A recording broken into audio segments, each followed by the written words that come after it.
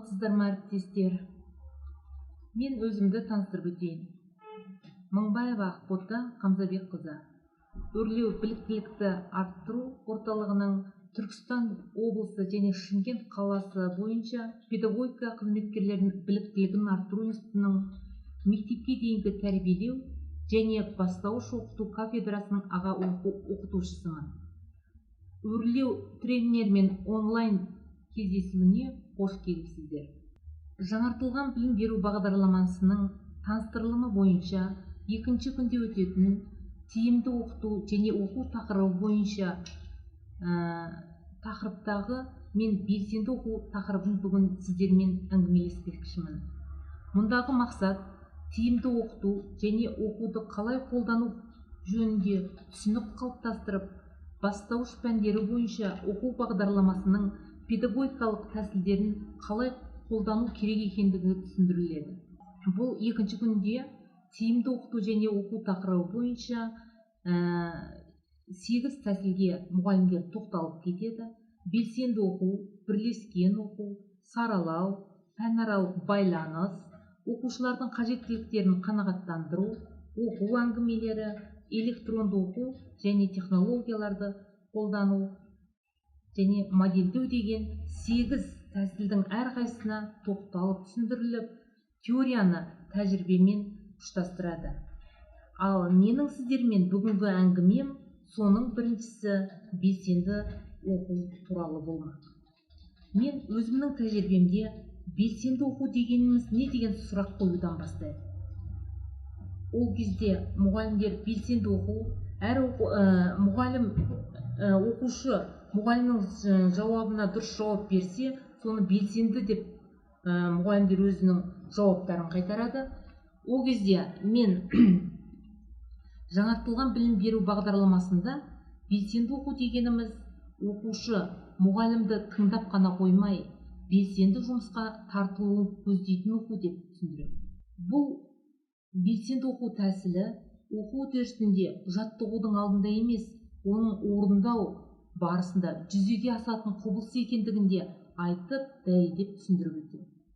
Бұл белсенді оқу әдіс тәсілдері эксперименттік жұмыс жасағанда, тәжірибелік, пікірталас, жоспарлау, бағамдау жаттығуларын жүргізіп жатқанда, ықшам сабақ, топтық жұмыс ұйымдастырылып жатқан кезде ұйымдастырылады. Бұл тиімді оқыту және оқуда белсенді дегенді теория жүзінде былай дейді: өз тәжірибе негізінде үйрену дейді. Бұны қалай түсінеміз деген тағы да мен мұғалімдерге сұрақ қою беру арқылы өзіне белсенді оқуның не екендігін көзін жеткіземін. Белсенді оқу бұл біріншіден бала өзі эксперимент жасайды, мәнін түсінеді. Содан кейін баланың ойында, яғни түсінік қалыптасып, ары қарай соны түсінуге мүмкіндік береді. Түсінік қалыптасуына мүмкіндік береді. Ал мұғалім оған бағыт-бағдар беру. Екіншіден, жаңадан алған білімді бұға дейінгі біліммен байланыстыру керек. Үшіншіден, бұл өзі жұмыс жасаған кезде, эксперимент жасаған кезде бала әрине қате жібереді. Сол қатені жөндеу арқылы өзіне білік қалыптасып жол ашады. Адамзат табиғаты бойынша оқу үдерісі ойлаудан тұру керек екенін бәрімізге де белгілі. Бірақ сол жаңартылған білім беру бағдарламасында Хети деген автордың сөзіне қарағанда, бұл ми неғұрлым белсенді жұмыс істеген сайын, оқу үдерісі соғұрлым қарқынды жүзеге асады деп дәлелдейді. Ол адам миы ақпаратты өңдейді, содан кейін оны түсінуге мүмкіндік береді. Ал мұғалім тоқтаусыз сөйлеу арқылы миына шамадан көп ақпарат жүктемелейтіні ол оқушылардың қызығушылығын жоғалтуға әкеп соғатындығын дәлелдеп береді. Сондықтан белсенді оқу дегеніміз бұл белсенді қызметпен айналысу арқылы мұғалім берген ақпараттың мәнін ұғынып, алған білімдерін есте сақтап, оны қолдана алуын қамтамасыз ету керек дейміз. Жалпы белсенді оқу адам баласының жан-жақты даму үшін қажет екендігі бәрімізге де белгілі. Оқу дегенде бұл мағынаны тану мен ұғыну екендігін білеміз, бірақ адам отырып одан қандай білім алу керек екендігін, ішінде соны не түйгендігімізді білуіміз қажет. Оқуда негізгі бағыт бағдар беруші мұғалім болып табылады. Мұғалім сол нені оқытып жатыр, сол оқуды қандай жаңа әдіс тәсілдермен беріп жатыр, қайсыны беру керек екендігін ол мұғалім өзін жоспары арқылы беру қажет. Біз білім, жаңартылған білім бағдарламасында білімді елдердің бәсекелестікке қабілетті болуын қамтамасыз ететін ең тиімді әрі ұзақ стратегия деп көрсетеді. Сол стратегияны біз былай түсіндіруімізге де болады балаларға: білекті бірді жығады, егер білімді болсаң, мыңды жығасың деп түсіндіруімізге болады. Бастауыш сыныптарда әрбір сабақты ойын ретінде өту бұл белсенді оқуға жетелейді. Мысалы, біз математика сабағында кездейсоқтық пен ықтималдық мәселелерін біз домен ойын, текші ойындар, тағы да басқа ойындармен балаға ойын ретінде ойын ойнаймыз, бірақ сонда білім қалыптастыруымыз керек. Ал тіл үйретуде шар, тақтада сөздерді жазып қойып, соны жіктеу арқылы, ойнату арқылы қызықты қылып, тартымды қылып баланы ойната білсек, ішіне жаңағы сабаққа араластыра білсек, онда біздің ойынымыз оқуға ұласып кетеді. Сондықтан бастауыш сынып мұғалімдердің біліктілігін арттыруда бірқатар тәсілдеріміз бар. Яғни ойын арқылы соған жетелеуіміз керек. Бұл мұғалімнің жетекшілігімен жүргізілетін оқу мен жазылым. Екінші, қарым-қатынас жасау жаттығуларын пайдалану арқылы. Содан проблема шешу мақсатында жеке, топтық жұмыста жұмыс істету. Содан кейін орындау арқылы, білім алу әрекеттері арқылы жұмыс жасау, ашық сұрақтар арқылы, содан кейін дәлелдерін ұсыну арқылы ынталандыру. Соңғысы, бұл зерттеу барысында бірлесіп жұмыс істетуіміз керек. Енді белсенді оқу барысында мұғалімдерге мынандай қажеттілікті талап етеді: барлық оқушылардың оқу үдерісін қамтамасыз ететін, яғни жағымды орта қалыптастыру мұғалім соны бірінші жасап алу керек. Екінші, бұл сенімді, жауапты, белсенді, жаңалыққа ұмтылатын және өзінің іс-әрекетін талдап, дәлелдеп, рефлексия жасай білетін оқушыды тәрбиелеуді мақсат ету керек. Үшінші, мұғалімдердің бұл белсенді оқуда қолданатын белсенді оқу әдістері тақырыпты оқу мақсатына жетелейтіндей, бағыт бағдар беретіндей тапсырмалар болу. Бұл тапсырмаларды істеп жатқан кезде әр оқушыны мақтап, мадақтап, оқуға еліктіре отырып, қызықтырып отыру керек. Ұғымдарды түсіндіргенде, мағынасын ашуда, нұсқаулық беруде анық, қарапайым баланың тілімен жеткізе білу керек. Қорыта келгенде, белсенді оқу дегеніміздің анықтамасы іс-әрекет арқылы білім алу. Сабақта белсенді оқу тәсілдерін қолдану арқылы мұғалім сабағын қызықты ұйымдастырады және оқушылардың танымдық әрекеттерін күшейтіп, өзінің шеберлігін шыңдай түседі. Сонда ғана біз белсенді оқуға қол жеткіземіз. Ал құрметті әріптестер, маған белсенді оқу туралы сұрақтарыңыз болса, сұрақ қойсаңыздар. Саламатсыз ба?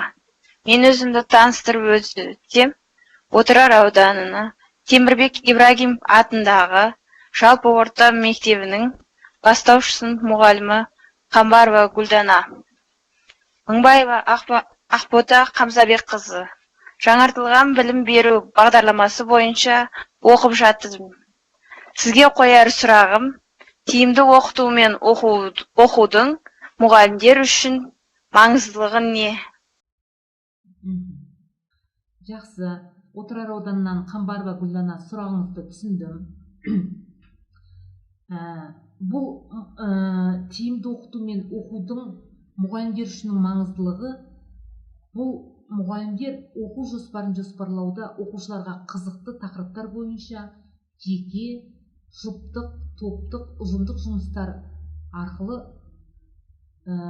бұл оқу үдерісіне белсене қатысуына мүмкіндік беру керек. Содан кейін маңыздылығы, тағы да бір маңыздылығы, оқушының қызығушылығын ояту керек. оятқан кезде, оқушыларда бірлесіп жұмыс істеген кезде бұл қиын тапсырмаларды бірге орындайды.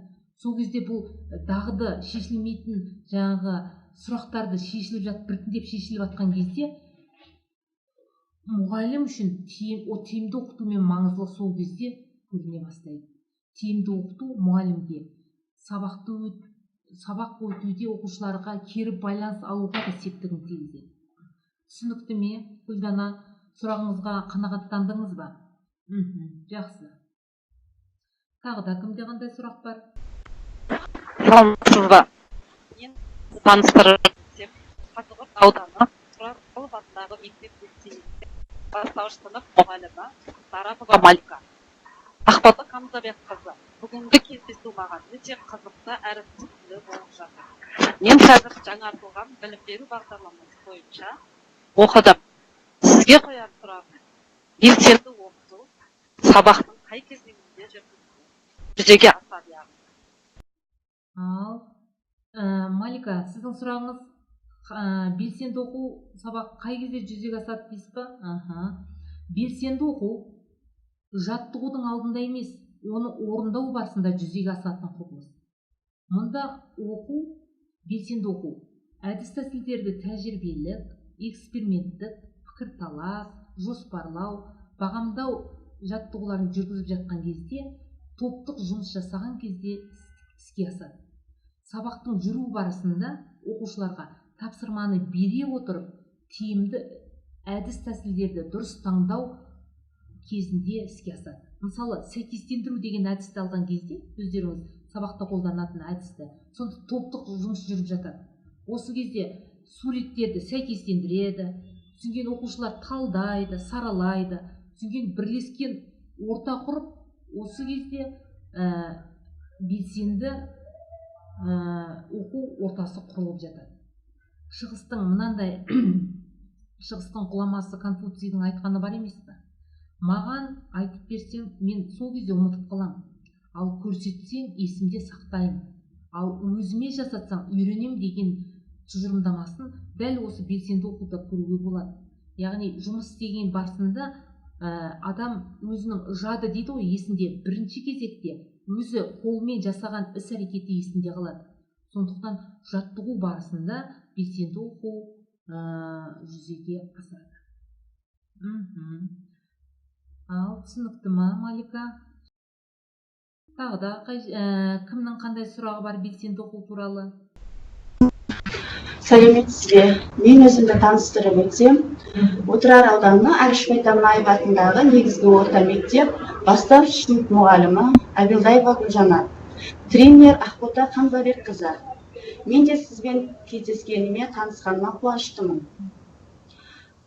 Жаңартылған бағдарламада әдіс көп, тәсілдері көп.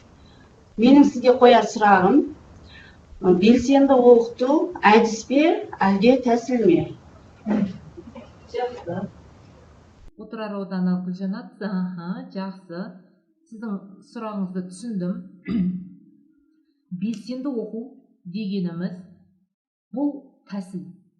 Мысалы, бізде қазір жаңартылған білім беру бағдарламасында көп деген әдістер шығып кетті.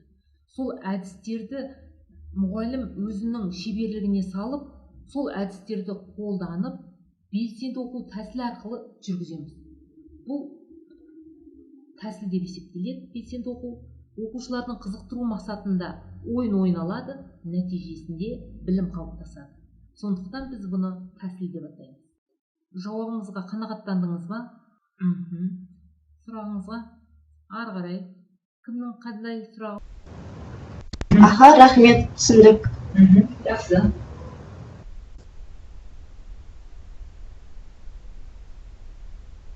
Әріптестер, сұрақтарыңыз болса, белсенді оқу туралы. Саламатсыз ба? Мен өзімді таныстырып өтсем, Қазығұрт ауданы Қызылқия ауылы Сәкен Сейфуллин атындағы жалпы білім беретін бастауыш сынып мұғалімі Құдіретбекова Назипамын.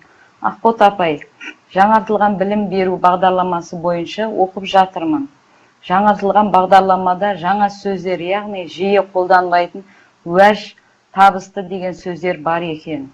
Сізге қояр сұрағым, оқудың қандай белгісіне қарап оны белсенді оқу, табысты оқу деп айта аламыз? Жақсы. Табысты оқыту деп нені айтамыз де? Жаңартылған білім беру бағдарламасында қазір уәж, табысты оқыту, белсенді оқу деген жаңа сөздер қалыптасып кеткен. Әрине, уәж дегеніміз бұл оқушының ішкі дүниесі, ойы мен санасу керек.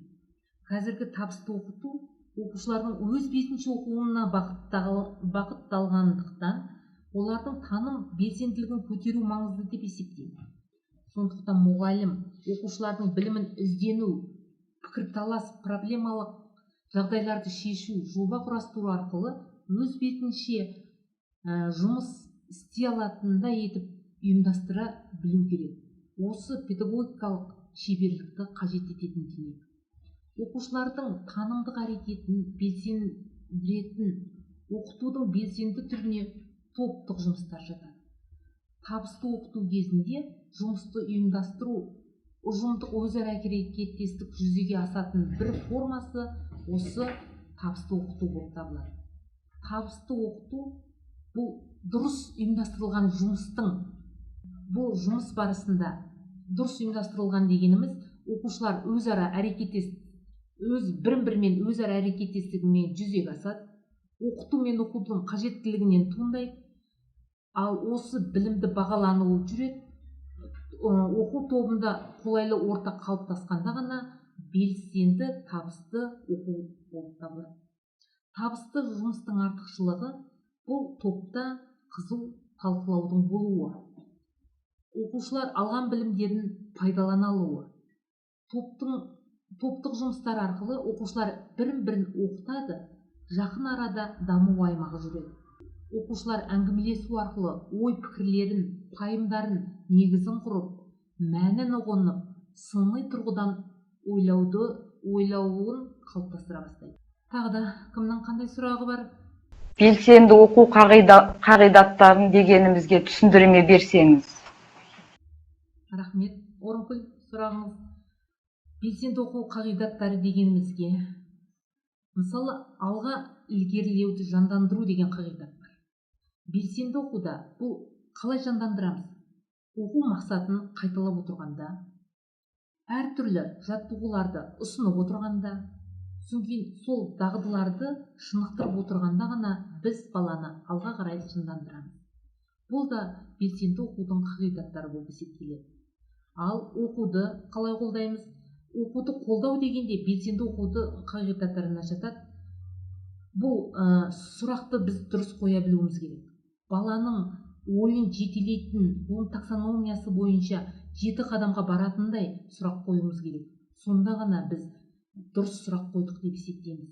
Сонда оқуды қолдап отырамыз. Содан балаға ойлауға мүмкіндік беретіндей, баланың мнениясын тыңдайтындай біз сұрақ қоя білуіміз керек.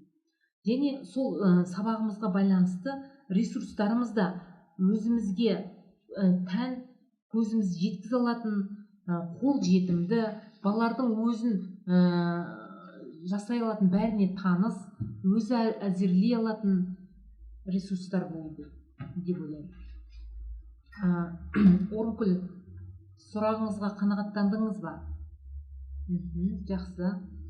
Жалпы 21 ғасыр ұлттық бәсеке, ақпараттық сайыс, инновациялық технологиялар, күрделі экономикалық реформалар сияқты көріністермен ерекшеленетін барлық мұғалім қауымы, педагог қауымы біледі. Сондықтан сол кезеңге дейін біз қазір мұғалімнің міндеті, басты міндеті рухани бай, ізденпаз, адамгершілігі мол адамды қалыптастыру болып табылады. Сонымен сәйкес халықаралық деңгейге сәйкес келетін білімді азамат тәрбиелеп шығуымыз керек. Ұстаздың кәсіби шеберлігінің негізі біріншіден өмірге көзқарасты, оның идеялық нанымын өзгертіп, шыңдап дәлелдету. Екіншіден пәнді жетік білуіміз керек. Бастауыш сынып оқушыларына деген, өзіміздің бастауыш сынып оқушыларына әдеп, дағды сияқты жақсы қасиеттерді сіңіруіміз керек. Ендеше бүгінгі білім мен білік бәсекелестік заманда ұландарымызды биіктен көрінуіне күнделікті ісіміздегі жаңашылдығымыз арқылы, жан жақты берген тәрбиеміз арқылы қол жеткіземіз. 21 ғасыр білімділер ғасыры болғандықтан біз бәсекеге қабілетті мұғалім болуымыз керек. Белсенді оқытатын сабақ жоспарларымыз мол, қызықты ойындарымыз көп, қабілетіміз соған сай, ізденпаз, мықты мұғалімдеріміз болса ғана біз 20 ғасырдың жаңаша білімді ғасырына аяқ басамыз деп ойлаймыз. Бүгінгі менің тренермен кездесу сабағым аяқталды деп ойлаймын. Назар қойып, тыңдағандарыңызға жауап беріп, жауаптарыңызды алғандарыңызға рахмет. Тағы да осындай өрлеу тренер онлайн кездесуіне кездесемін деп ойлаймын. Кездескенше қош сау болыңыздар. Сау болыңыз.